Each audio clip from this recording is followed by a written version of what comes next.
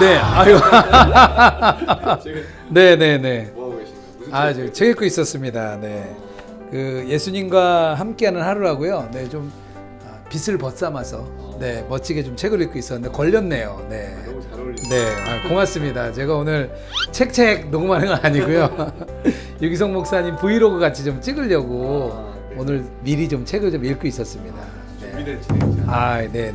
홍정호 목사님이십니다. 네, 오늘 예수님과 함께하는 하루인데요. 일상에서 주님과 동행하라. 네, 오늘 날짜에 이 글을 읽고 있었습니다. 예수님과 함께한 하루, 여자와 함께한 하루를 준비했습니다. 저자와 알겠습니다. 유기성 목사님 조금 부담되지만 뭐 질문할 게 좀 많아요, 제가. 네. 제가 사실 이 책을 기획했거든요, 제가. 네, 목사님 안녕하세요. 네. 좋은데 고생했네요. 저희가 목사님 이 책을 목사님 매일 쓰시는 칼럼에서 책을 좀 뽑았거든요. 그래서 제가 좀 궁금했던 것 중에 하나가 목사님 매일 칼럼을 쓰시는데 어떻게 쓰시게 됐는지. 아주 SNS에 글을 컬럼을 잘 쓰시는 목사님이 한 분 계셨어요. 네, 그 목사님 김동호 목사님이라고 네, 그때 네, 이미 잘 페이스북에 쓰셨죠. 컬럼을 쓰고 계셨어요. 참 부러웠어요. 네, 그 목사님의 탁월한 어떤 글에 대한 감각, 또 글재주, 아주 뭐 그 목사님은 충분히 그렇게 하실 수 있다고 생각을 했어요. 그런데 한번 만난 자리에서 그런 이야기를 나눴어요. 저도 그런 감동을 받았는데 저는 도무지 자신이 없습니다. 참 부럽습니다. 그렇게 말씀을 드렸더니 김동호 목사님이 가만히 들으시다가 아니 목사님은 매일 예수 동행 일기를 쓰신다면서 그 매일 컬럼을 쓰는 게 왜 어렵다고 하시나요? 그냥 일기 쓴 거 그걸 그냥 올려도 되잖아요. 그런 말씀을 지나가듯이 설득하셨어요. 그때 그 말씀을 듣고 그렇구나, 내가 매일 글을 쓰고 있구나, 그런 생각이 딱 들었어요. 그래서 매일 한 1년 넘게 예수 동행일기를 이렇게 써가면서 매일매일의 삶 속에서 하나님이 글쓸 소재와 그리고 하나님의 역사하심을 제가 보고 듣게 하신 것을 깨닫고 매일 쓸 수도 있구나, 이제 그런 생각이 든 거죠. 그래서 컬럼을 쓰기 시작을 한 겁니다. 제가 어디 가면 다른 교회 목사님들 많이 물어봐요. 유기성 목사님이 진짜 혼자 쓰는 거 맞냐? 누가 도와주지 않냐? 그래서 우리는 아무도 관여 안 한다고 여러 번 말씀을 드리고 있습니다. 그래요? 네. 도와주는 사람이 있죠. 네. 누가 도와주시나요? 네, 주께서 도와주세요. 네. 주님이 도와주시고 시작하게 하신 분도 주님이시고 네, 그러네요. 도와주시는 분도 주님이고. 네, 감사합니다. 제가 책 중에서요, 목사님 몇 가지 좀 궁금한 게 좀 있었어요. 제가 독자들 대신해서 내용을 조금 읽어보고 질문도 좀 드리고 싶은 부분이 있는데요. 1월 10일이 이제 주제가 주님과 동행하는 은혜입니다. 제가 조금 읽으면요, 이런 내용이에요. 주님과 함께 한다고 어려움이 사라지지는 않습니다. 그러나 더 이상 두려움과 염려로 살게 되지 않습니다. 문제는 어떻게 두려움과 염려를 주님께 맡길 수 있느냐입니다. 제가 이걸 읽으면서 요즘에 진짜 많은 분들이 염려와 두려움이 진짜 많은 것 같아요. 그래서 이 질문에 정말 궁금할 것 같았어요. 예수님을 정말 알고 나면 문제가 달라지기 시작해요. 그러니까 만약에 우리가 예수님을 그냥 어떤 종교처럼 그저 막연하게 예수님을 믿는 사람인 경우에는 결코 그런 일이 일어나지 않는데, 실제로 예수님을 인격적으로 만나고 주님이 우리 안에 거하시는 게 분명해지게 되면, 그러면 주님을 바라보는 눈이 열려가는 것만큼 두려움과 염려가 이겨져요. 그러니까 마치 어둠 속에 빛이 비칠 때 어느 순간에 어둠이 싹 없어진 것처럼. 그러니까 어둠을 없애려고 아무리 애를 써야 어둠은 없앨 방법이 없어요. 그러니까 두려움과 염려를 없애려고 애를 쓰면 길이 없어요. 더 마음이 힘들어지게 돼요. 근데 예수 그리스도 빛이신 주님을 내가 온전한 믿음으로 그분을 바라보기 시작할 때, 계속 생각하는 것부터 시작하는 거죠. 주님을 계속 생각하고 말씀과 기도로 주님과 교제하는 생활을 시작하면 참 놀랍게도 조금 전까지 나를 사로잡고 있었던 두려움과 염려가 어느 순간에 너무나 작아지고 또 어느 순간엔 완전히 사라진 것처럼, 내가 전에는 그렇게 걱정과 염려가 많았는데 어느 순간부터 내가 더 이상 그렇게 걱정하지 않고 살고 있구나 하는 것을 본인 자신이 알게 되거든요. 그래서 주님과 동행하는 삶이 우리가 실제 삶 속에서 주님이 정말 나와 함께 계심을 경험하게 해주는 놀라운 표징이 돼요. 네, 감사합니다. 네, 좋은 답변이 좀 될 것 같습니다. 또 하나 이제 두 번째인데요. 이게 5월 달이에요. 5월 14일인데 우리의 희망은 어디에 있는가라는 제목입니다. 여기 어떤 내용이 나오냐면요. 오늘날 교회 때문에 번민하는 사람이 많습니다.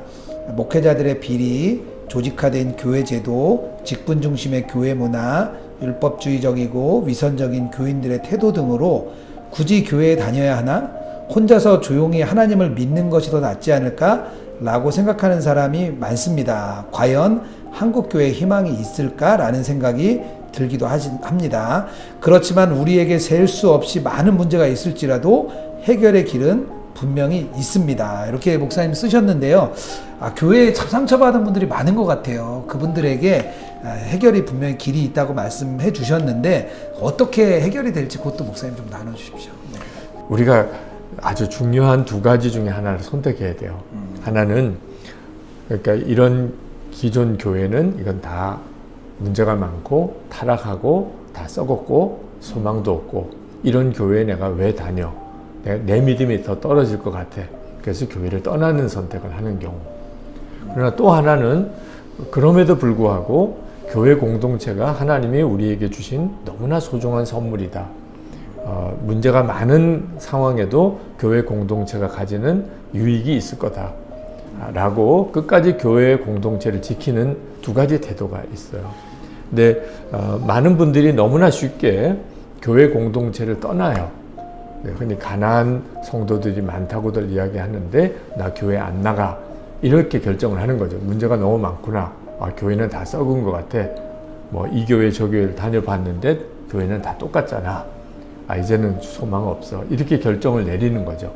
꼭 이렇게 보셔야 될 것 같아요. 우리가 교회가 완벽하지 않고 우리가 이 세상에서 경험하는 교회는 어쩔 수 없이 한계가 있다는 사실을 우리가 명확하게 인정해야 할 필요가 있어요. 그러니까 완벽한 교회여야 한다는 생각을 갖지 않는 거죠. 그러니까 문제가 많은 경우 또 그런 어떤 문제가 많은 어떤 목회자와 교인을 만났을 경우 당연하지. 그럴 수밖에 없는 거지. 이렇게 받아들이는 마음이 필요해요. 왜냐하면 성경에 보면 분명히 우리를 질그릇이라고 그렇게 표현을 했어요. 질그릇이에요. 그리고 우리가 예수 믿고 의인으로 인정함을 받은 거지 우리 자신의 본성까지 완벽하게 거룩하게 된 건 아니에요. 그러니까 우리가 그렇다는 점을 인정을 해야 돼요. 그런 사람들이 모인 교회 안에 문제가 생길 수 있다는 거. 또 한 가지는 그렇게 성도들을 끊임없이 영적으로 무너뜨리고 교회를 무너뜨리는 악한 영의 역사가 너무나도 실제하고 또 구체적으로 역사하고 있어요. 그러니까 문제가 일어나는 경우에 당연하다. 이런 문제가 있을 거라고 이야기를 했다라고 받는 태도가 필요한 거죠. 우리가 질그릇인 것도 인정하고 그 안에 계신 그리스도 보배를 좀 바라보라. 그런 말씀으로 잘 이해가 좀 됐습니다. 목사님 하나 더 여쭤보려고 합니다. 8월 9일자인데요. 여기 좀 이런 내용이 나와요. 말에서부터 주님과 동행하라. 주님과 동행하기를 힘쓰면서 달라지는 가장 큰 변화는 말입니다. 재미있으라고 아무 생각 없이 툭 내뱉는 말, 혈기를 참지 못하고 쏟아내는 말, 어색하다고 자존심 상한다고 단지 하기 싫다고 말하지 않는 것까지 말로 지은 죄가 너무나 큼을 깨닫게 됩니다. 뭐 이런 말씀이 쭉 나오는데요. 말부터 예수님과 동행해야 된다. 어떻게 보면 당연한 이유기도 한데 또 중요한 부분인 것 같아요. 목사님 이 부분에 대해서 목사님 생각을 좀 더 나눠주시면 좋을 것 같습니다. 네. 사실 이게 말하는 것 자체가 우리가 예수님과 동행하고 있느냐 아니냐는 것을 가늠할 수 있을 정도로 중요한 사실 지표예요. 네.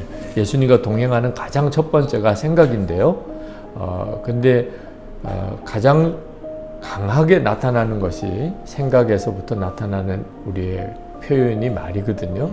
근데 생각은 여러 생각을 하지만 그러나 말을 어떻게 하느냐에 따라서 결국 내가 그 상황에서 주님께 순종했느냐 아니면 내가 믿음 없이 또는 마귀의 유혹에 넘어졌느냐 하는 것을 극명하게 갈라줘요. 말이. 예를 들면 힘들고 어려운 일이 닥쳤고 그런 일이 겹쳐 일어났어요. 너무 마음이 무너지고 힘들어요. 정말 말이 툭 튀어나올 만하죠. 야, 난 정말 하나님도 믿을 수가 없어. 또는 나 정말 죽을 것 같아. 나는 이제 끝났어. 내 지금 속에 있는 마음은 그래요. 근데 그 순간에 우리가 아무 생각 없으면 그렇게 나오지만 주님을 바라보면 주님, 제가 지금도 주님을 의지합니다. 저는 주님만 믿을 겁니다. 이제 갑자기 달라지는 거죠. 말이 엄청나게 중요한 거예요. 어떤 상황에 그냥 내가 가지고 있는 감정과 떠오르는 생각에 즉각 반응해서 말로 뱉었을 경우에 그로 인해 가지고 주워 담지 못하는 결과로 인한 고통, 어려움을 겪는 일이 얼마나 많았나. 그리고 사실 이게 입 안에 있는 침은 입 안에 있을 때는 괜찮아요. 우리 입 안에 침이 있잖아요. 근데 내 침이지만 일단 뱉어놓고 나면 이거 다시 못 삼켜요.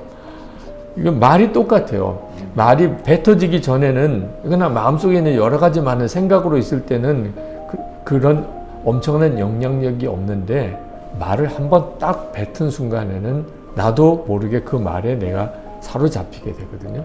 그래서 주님과 동행하면서 주님이 가장 나에게 많이 다루셨던 내용, 제일 먼저 주님과 동행하는 눈이 열렸을 때 나를 다루셨던 내용이 말이었어요.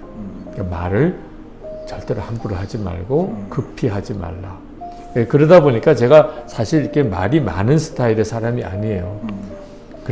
그런데도 때때로 이제 뭐 너무 좋은 사람 만나고 편안한 사람 만나고 그러면 나도 말이 그냥 많아지게 돼요. 근데 그 순간부터 이제 말이 거의 없어졌어요.